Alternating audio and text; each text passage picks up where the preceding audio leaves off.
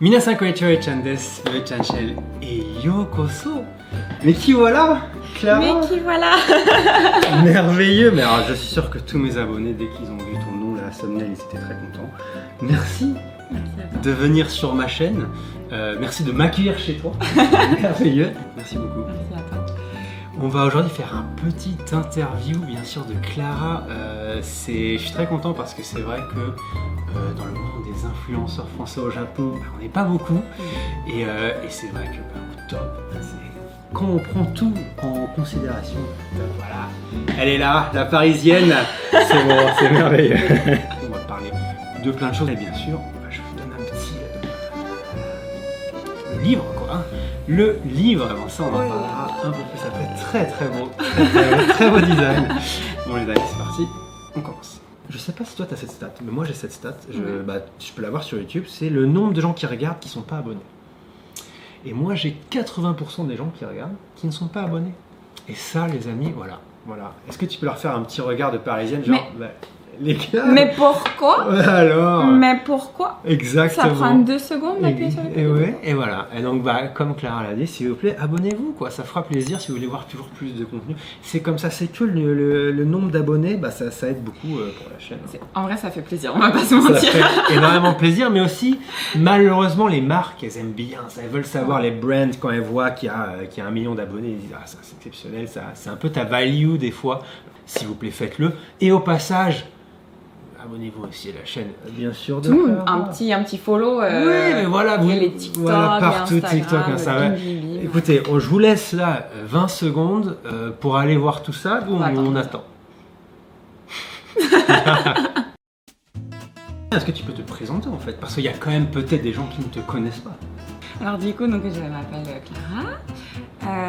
Donc je viens de Paris, pardon. Voilà. Non, mais c'est très bien. Voilà.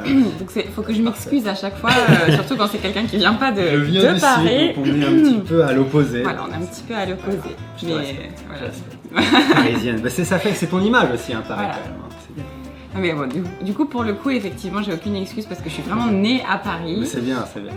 Habité dans le centre de Paris et j'ai habité la majorité de ma vie, à part quand j'ai travaillé un petit peu à Londres. Ok. Et 6 ans au Japon. 6 ans au Japon, pas mal. 6 ans.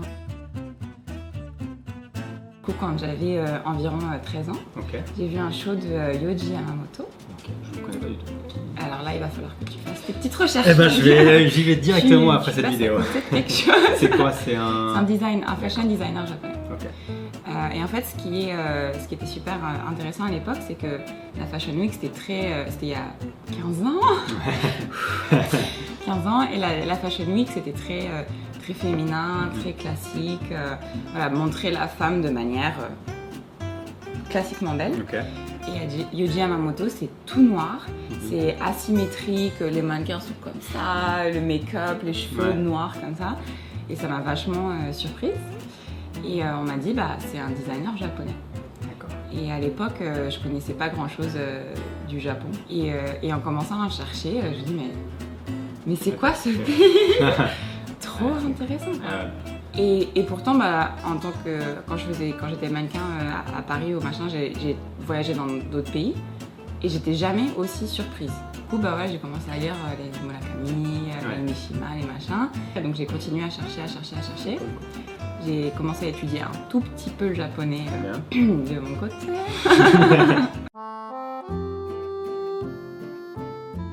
Je voulais toujours faire un échange au Japon, mais mon université à l'époque n'en proposait pas. D'accord. Et en fait, j'ai harcelé mon prof d'allemand, qui était le responsable.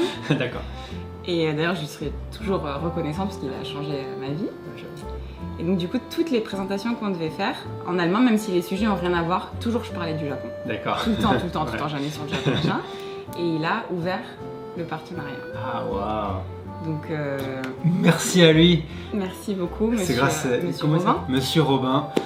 Tous les Japonais dites merci à Monsieur Robin, c'est grâce à lui que vous avez Clara maintenant au Japon quand même. Mais c'est une réalité. Pour aller à l'université au Japon, Japonais. c'est ça, pendant 1 an. Voilà, et j'avais 20 ans. Et c'était la plus belle année de ma vie. Ah c'est bon, oh là là. Parce que tu sais, genre pendant 7 ans, je rêvais du Japon.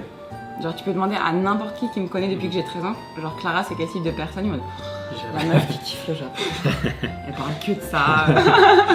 C'est comme si t'habites à Disney, quoi. Ouais, j'avoue. Tu te réveilles, t'es trop excité. Surtout que tu connais quand même Paris, genre, c'est pas du tout la même vibe, tu vois. Du coup, j'étais tout le temps comme ça. Aucune déception, j'étais trop heureuse. Enfin, tout était génial. Le matin, excitée de commencer la journée. Le soir, excitée pour la journée du lendemain. C'est trop bien. C'était découverte. 1 an d'échange, fabuleux. Alors, je me dis, ok, ça, c'est le pays où il va falloir que je revienne très très vite. Je suis revenue en France. J'ai fait ma première année de master. Donc, pareil en marketing. Et en fait, comme je voulais retourner au Japon direct, et en fait, c'est un système où entre la première et la deuxième année de master, tu dois faire 1 année de stage. Et du coup, je me dis, je l'ai fait au Japon direct. Ah ouais. Deuxième année, j'ai fait 1 an de stage dans une marque de mode. Ok. Et j'ai continué à bosser comme mannequin. Je suis revenue. J'ai fini mon master. Ok. Après, j'ai bossé chez Vuitton 1 an. Et à Paris. Okay. Et j'adorais. Mais le Japon me manquait trop. Ah ouais, putain, et ça fait 4 ans. Putain, merveilleux. Voilà, t'as eu toute la timeline. Je pense que tout le monde est très content. Ah, c'est fou. Quand même, ce qu'on sent, c'est que du début à la fin, c'est surtout une envie d'aller au Japon, d'être au Japon, de travailler ici.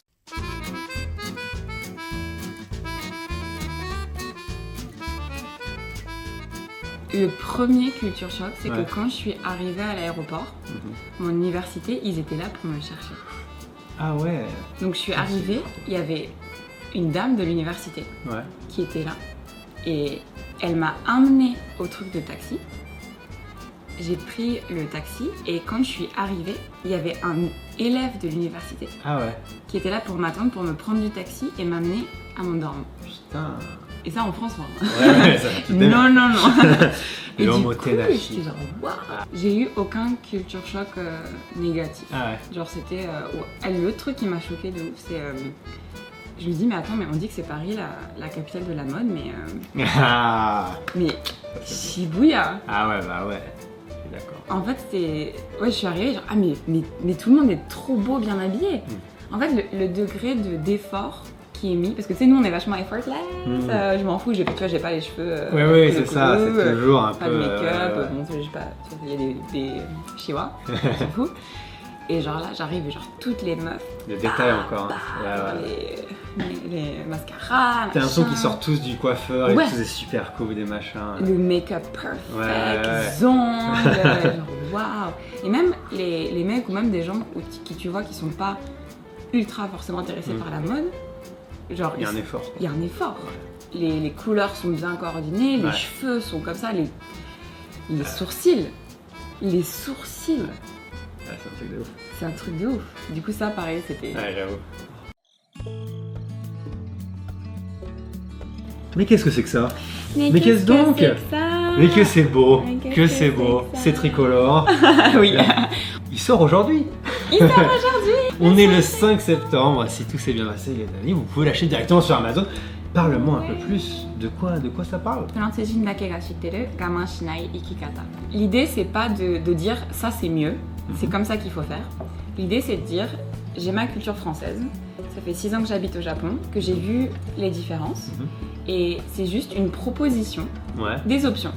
Genre, on peut aussi faire comme ça, qu'est-ce que t'en penses?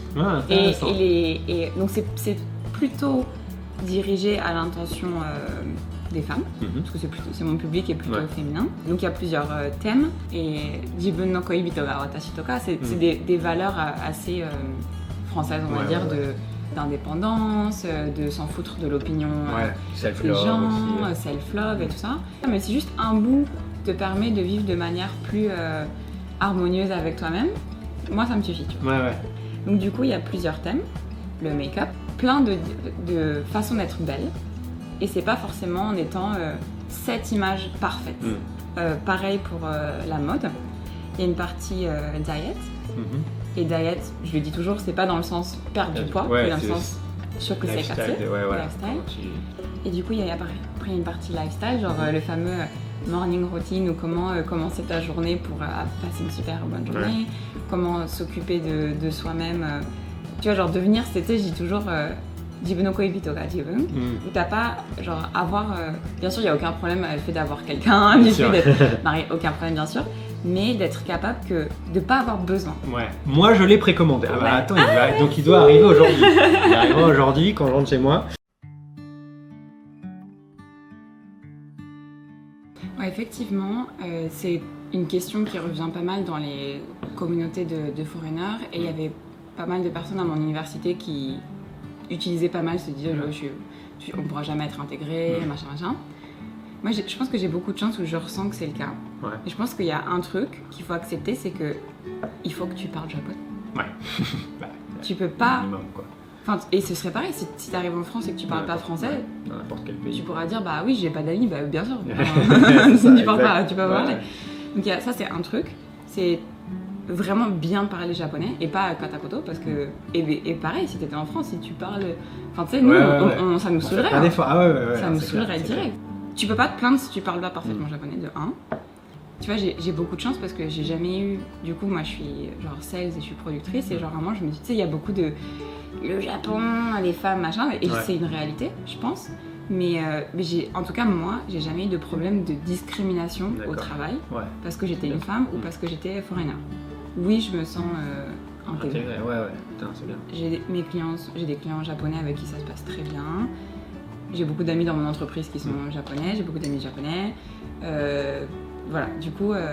Et après, il y a aussi un truc où genre, je pense que beaucoup d'étrangers, même des Français en fait, arrivent ici. Par exemple, on a une culture de l'amitié, une culture des home parties qui est très différente en fait. Et donc si toi, tu n'essayes pas de t'adapter à leur culture, de sortir de leur façon, d'avoir l'amitié de leur façon, bah forcément, tu auras du mal à avoir des amis. Parce que ouais, t'as raison.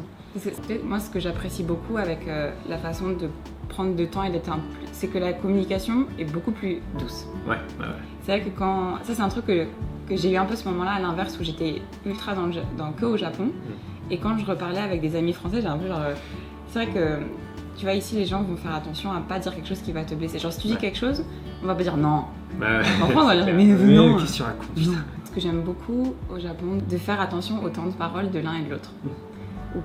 Même quand il y a un caille de plusieurs personnes, on fait gaffe que chacun a pu parler un petit peu, que le mood est bien, qu'il n'y a pas quelqu'un qui est de côté et qui n'est pas inclus dans la conversation.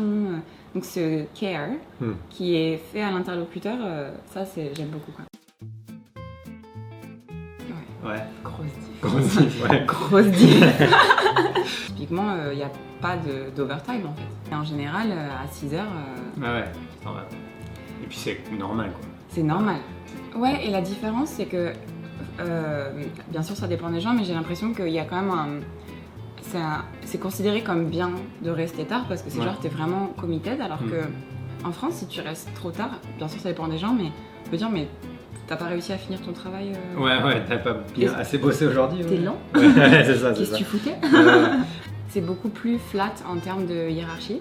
Parce que du coup, moi j'ai commencé à bosser chez Vuitton, mon expérience elle était au Japon à la base en stage. Et oui, c'est vrai. Donc je suis arrivée, mais moi ce que je connaissais c'était la façon de travailler japonaise. C'est vrai. Ta première fois peut-être que t'as vraiment travaillé c'était au Japon. Ouais. Ah putain, c'est ouf. Ouais.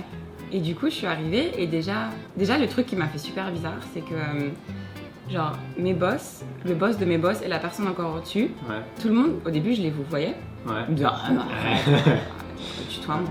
Parce qu'en plus il y a les vacances.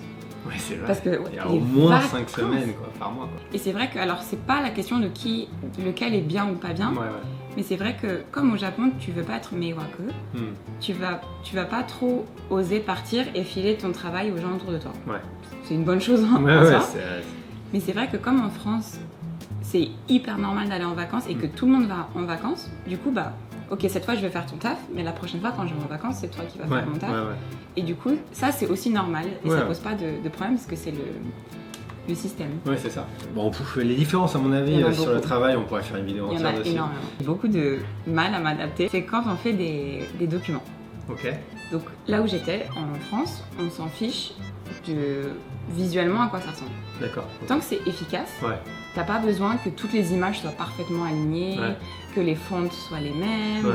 Le niveau de détail auquel j'étais habituée était hyper différent. Donc du coup, on m'a dit non mais ça va pas du tout. Je me dis ah merde, ok. Et maintenant j'arrive. Mais au début c'est con, mais c'est ce truc où j'étais genre komaka qu'il y en a qui est là. Ça c'est un truc vraiment différent au Japon, c'est la précision et la perfection. Ah oui, ça c'est une grosse différence. En France, c'est daitai daijoubu dattara daijoubu. Et En général, quoi. mais ici, c'est peu importe ce que tu fais. Ouais. Parfait. Parfait, c'est le kihon. Ouais. Ça m'étonne pas, ça m'étonne pas. 6 ans au Japon. Ouais. 6 ans. C'est fou, quoi. Ouais. T'aimes toujours autant? Oui. Oui. C'est ça, ça fait plaisir. Est-ce que tu te vois vivre au Japon toute ta vie? Oui. Oh, c'est beau. Oh là là. Bah, Ah, c'est cool. la France me manque, ma famille me manque et j'adore la France. Mais ma base, a priori, ce sera toujours le Japon. Et j'aimerais bien développer justement le business avec la France, comme ça je pourrais y aller un peu plus C'est facilement. ça, quoi. Bah, c'est tellement, c'est tes origines aussi, donc C'est de mes pouvoir origines. ramener ça aussi ici, c'est trop bien. Ouais. Merci beaucoup de m'avoir accueilli chez toi Merci. et d'être venu sur la chaîne. Les amis, si vous voulez plus de content avec Clara, mettez-le en Des commentaire. petits commentaires. Exactement, ça serait très sympa. On va tourner des shorts, voilà, juste après, rapidos, donc vous allez peut-être la voir parfois sur la chaîne. Je pense que ça fera plaisir à tout le monde.